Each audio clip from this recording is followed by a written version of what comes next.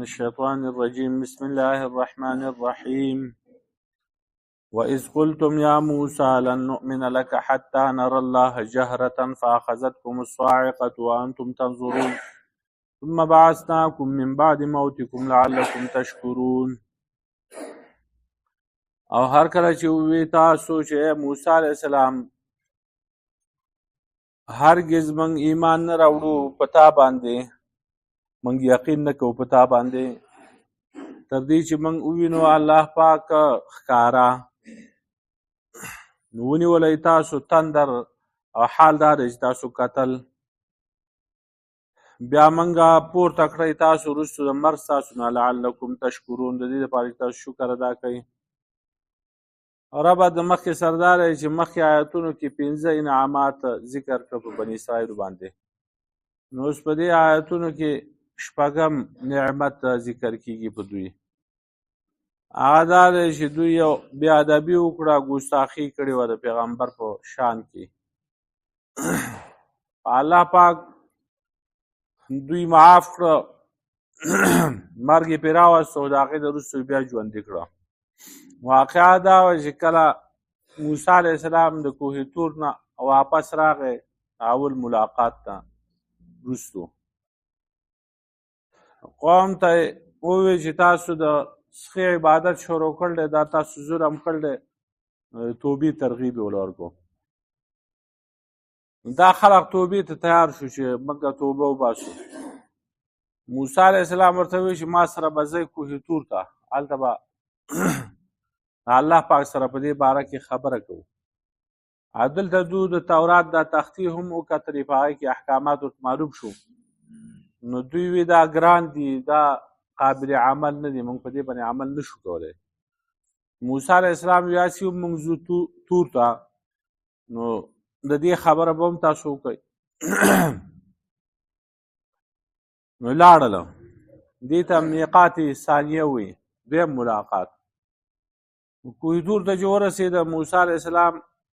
دوی ته وی تاسو ودرېږئ، د غر په ویښ کې ودروله. یو سپینه وریځ راغله د ستنې په شانتې، په هغې کې دا موسی علیه السلام پټ شو او بیا هغه وریځ خوره شوه. نو په هغې کې موسی علیه السلام د خپل رب سره خبرې شروع کړې. نو موسی علیه السلام خبرې کولې او الله پاک هغه له جواب ورکو. دا خبرې دو اورېدې، دوی ته وی چې تاسو غوږ کېږدئ، الله پاک څه حکم کوي تاسو.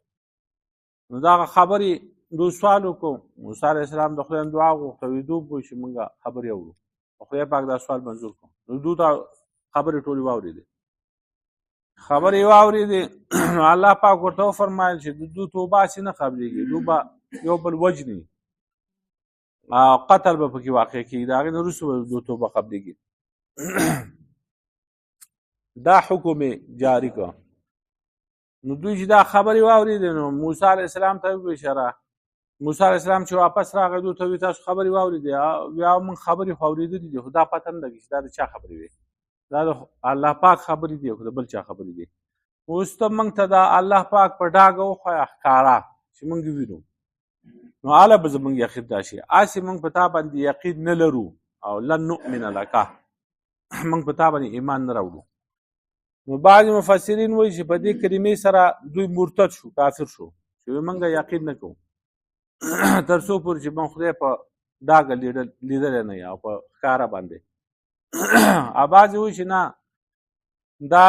د ارتداد د وجې نه، د کفر د وجې نه دوی دا کلمه نه ده ویلې، خو جاهلانو د جهل د وجې نه دا وویل. او په خپله مطالبه کې تاکید کوو، نو د هغې د وجې نه وویل چې موږ هرګز ستا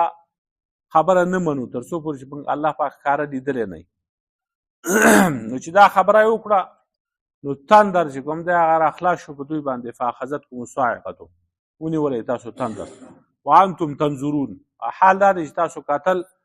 د یو بل هغه مرګ ته، یا تاسو کتل هغه تندر ته چې له پاسه ته راتاوېده، نو تاسو هغه تندر لیده. نو مړه شو. نو دا منتخب کسانو اویا کسان موسی علیه السلام دې کوه طور ته ځان سره بولي. وروسته سورت اعراف کې راځي واختار موسی 70 رجلا لمیقاتنا. موسی علیه السلام 80 کسان غوره کړو زمونږ د ملاقات دپاره. الله پاک فرمایي نو کله چې په تندر راخلا شو کسان مړه شو نو موسی علیه السلام زاری او فریاد شروع کړو یا الله دا خلق خو بیا په ما باندې تهمت لګوي. دا کسان بوتله کوهي تور ته هلته هغه مشران کسان چې وه سرکرده کسان او هغه دې هلته مړه کړه ته واپس را دی نو په ما باندې الزام لګي نو خدای ته دو بیا ژوندي کړي او دا خو مقل دي دو نه پوهېږي ان شئت اهلکتهم و ایایا من قبل که ستا خوښه وی نو زه به دې هم وجلی دو به دې هم وجلي د دې نه مخکې. الله پاک د موسی علیه السلام دا سوال قبول کړو دوی بیا ژوندي کړو ثم بعثناکم من بعد موتکم نو د دې نه دا ښکاره پته لګي دو مړه او د مرګ نه وروسته الله پاک دو بیا ژوندي کړو لعلکم تشکرون د دې لپاره چې تاسو شکر ادا کړئ. اوس که څوک وایي چې ژوندونه هم دوه دي او مرګونه هم دوه دي ربنا امتنا اثنتین واحییتنا اثنتین یا الله موږ تا موږ له 2 ځله مر راکړ دی 2 ځله دې ژوند راکړ دی نو دا خو د هغې نه خلاف شو په دو باندې 3 ځله چې کوم دی مر راغی 3 ځله ژوندي شو. یو چې یو انسان نه موجود نه دا مړي نو بیا ولا الله پاک په دنیا کې حیات او ژوند ورکړي یو مر شو یو ژوند شو بیا یې مړ کړي په خپل طبیعي مر سره دا دویم مر شو او بیا په ورځ د قیامت ژوندي کړي دا دویم ژوندون شو نو 2 پیرې ژوندون دی 2 پیرې مر دی نو دا خو د دوی 3 پیرې شوې. نو د هغې جواب دا دی چې دا په خپل اجل باندې نه و مړه نو چې په خپل اجل او نیټه باندې مړ نه شي که بیا الله پاک هغه واپس دنیا ته راولیږي ژوندی کېږي دغه شان داسې خرق عادت کارونه الله پاک کوي. لکه عام عادت د الله پاک دا دی چې دا انسانان حیوانات دا د مور و پلار نه پیدا کوي که نه آدم علیه السلام بغیر د مور و پلار نه پیدا شوی دی حوا چې دا هغه بغیر د پلار نه پیدا شوی ده او دغه رنګې د مور نه او عیسی علیه السلام چې کوم دی هغه بغیر د پلار نه پیدا شوی دی مور یې وه خو پلار یې نه و نو دا خرق عادت کارونه ناشنا کارونه دي دغسې الله پاک کوي.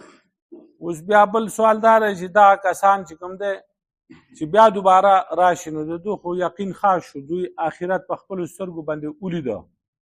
نو هغه ایمان بالغیب پاتې نه شو چې په غیب باندې ایمان راوړ نو دوی بیا مکلف دي او که نه دي که دوی مکلف وي نو بیا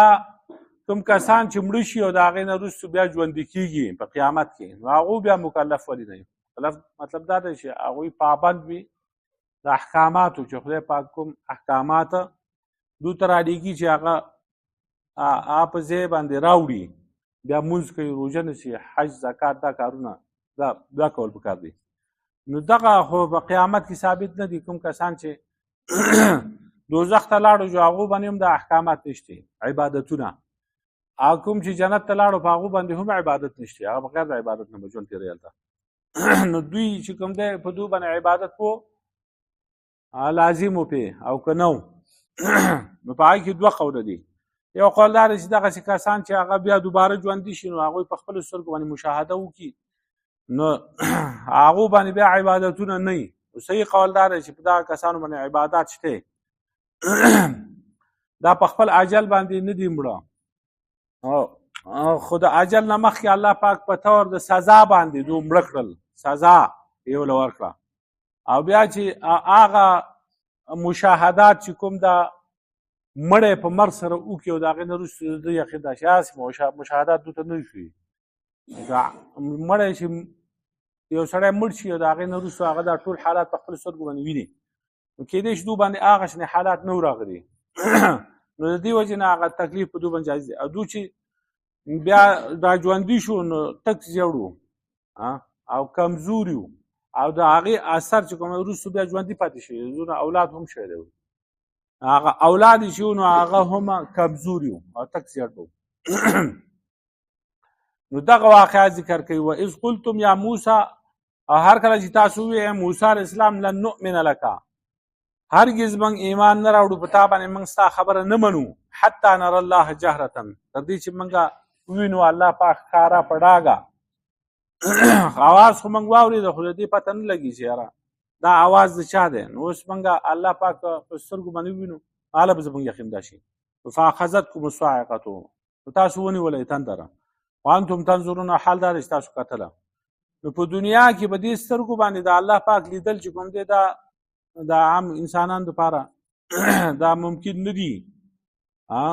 څوک یې نشي لیدی یا واقع نه دی که ممکن دي خو واقع نه دی